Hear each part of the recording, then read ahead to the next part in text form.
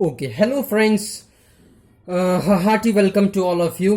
पिछले ट्यूटोरियल में हमने देखा था कि वेरिएबल्स क्या होता है। वेरिएबल्स में हम किस तरह के अलग अलग डेटा टाइप्स को स्टोर कर सकते हैं। They are use to store data. Now in this today's topic we are going to see which what are the different types of data. हम वेरिएबल्स में डेटा को स्टोर करते हैं। अब कौन कौन से अलग अलग डिफरेंट टाइप्स ऑफ डेटा है जो पीएचपी सपोर्ट करता है, एंड कौन कौन से अलग अलग डिफरेंट टाइप्स ऑफ डेटा हम स्टोर कर सकते हैं वेरिएबल में, दैट और we are going to clear in this tutorial and in this lecture. So let's start and please have a look at it. Data types. तो PHP supports the following 8 types of data. ये 8 types of data है जो PHP support करता है.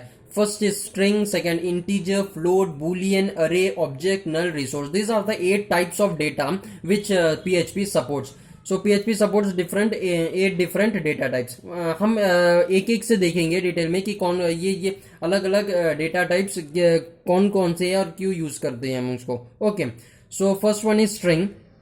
String data type वो होता है जो नॉन न्यूमेरिक होता है, जिसमें हम सिर्फ लेटर्स एंड कैरेक्टर्स होते हैं। These are called as string data. It holds letters, alphabets, even special characters. Okay, these are called as string. String में हम नंबर्स यूज नहीं कर सकते, only letters and alphabets and even special characters are used in the string data type. They are enclosed in single quotes or double quotes. Prefer using double quotes. इसको हम single quotes या फिर double quotes में value देते हैं। हमने देखा था कि जब हम स्ट्रिंग पिछले वेरिएबल्स के एग्जांपल में स्ट्रिंग जब हम स्टोर करते हैं तो उसको डबल कोट्स में एनक्लोज किया था। तो सिंपली वही यहाँ पर बोल रहा है कि they are enclose in single और डबल कोट्स। लेकिन सिंगल कोट्स में कुछ फीचर्स कम हो जाते हैं, इसलिए it is preferable to use every time use double quotes only. Okay, avoid using single quotes. तो स्ट्रिंग डेटा टाइप्स में हम we are going to save only store only non numeric data. It holds letters, alphabets, even special characters. Second is integer. Integer में क्या है? It is a numeric data type. Data integer data type वो होता है जो सिर्फ numbers हम store करते हैं। पॉजिटिव भी हो सकता है, नेगेटिव भी हो सकता है। And it holds number no, यहाँ पर थोड़ा मिस्टेक हो गया है। विथ डेसिमल पॉइंट्स नहीं, विदाउट इट मतलब इसमें कोई डेसिमल पॉइंट नहीं रहता है। Okay, integer is a numeric data type with positive और negative sign. It holds number without decimal point, मतलब डेसिमल पॉइंट्स इसमें यूज नहीं होता है। ओनली प्योर जो होल नंबर्स होता है वही यहाँ पर स्टोर कर सकते हैं इंटीजर। एंड फ्लोट उसका ऑपोजिट है। It is a data type which contain decimal values, positive और नेगेटिव। डेसिमल पॉइंट जैसे कि पॉइंट्स में नंबर्स होते हैं ना, 10.6, 4.6, और ये इंटीजर में जो है होल नंबर्स होता है, 3, 6, 5, 10, 12, 22, 32, 42, जो भी होल नंबर्स है। लेकिन ये फ्लोट जो है डेसिमल वैल्यूज में पॉइंट में होता है, पॉजिटिव हो सकता है, नेगेटिव भी हो सकता है। This is float data type. Boolean में क्या होता है? बुलियन में दो वैल्यूज है, एक तो ट्रू या फिर false. Okay, boolean type of data क्या है?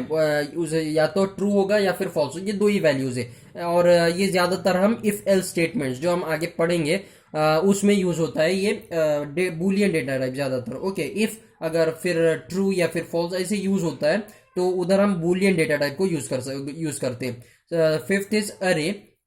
अरे में हम क्या स्टोर करते हैं? Multiple values of same data type.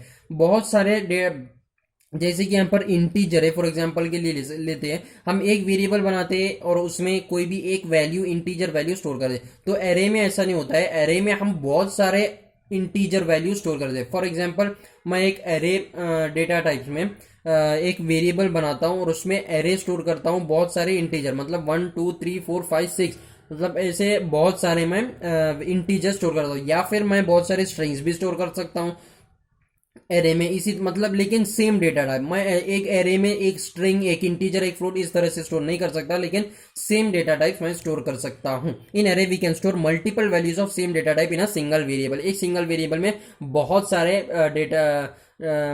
बहुत सारे मैं सेम डेटा टाइप्स के डेटा स्टोर कर सकता हूं। Okay, let's see the next topic.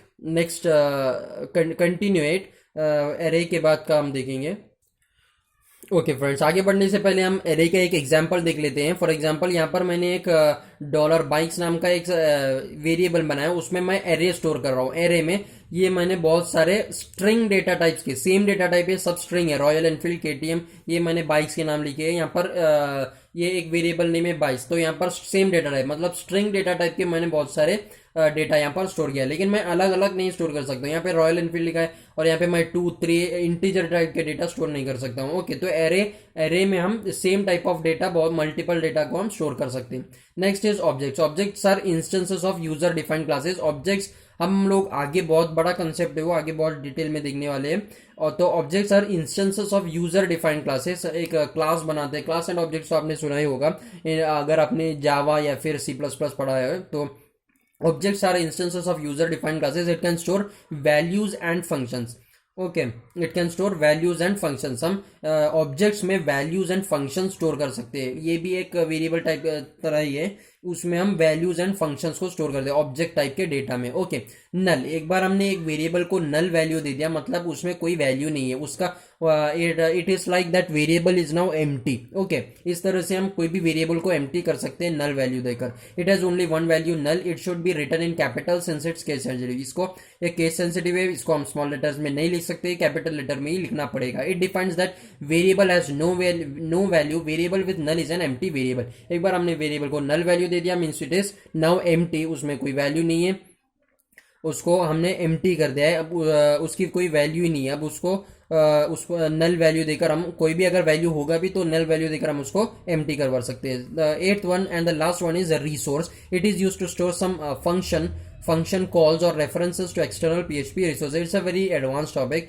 यहाँ पर मैं उसको सिंपल में तो मैं उसको बता नहीं सकता हूँ, उसको तो वो थोड़ा एडवांस टॉपिक है, इसलिए हम उसको डिटेल में देखना पड़ेगा। तो बस इसलिए मैंने यहाँ पर इंक्लूड किया दैट आप लोगों को पता चले कि रिसोर्स भी एक डेटा टाइप है।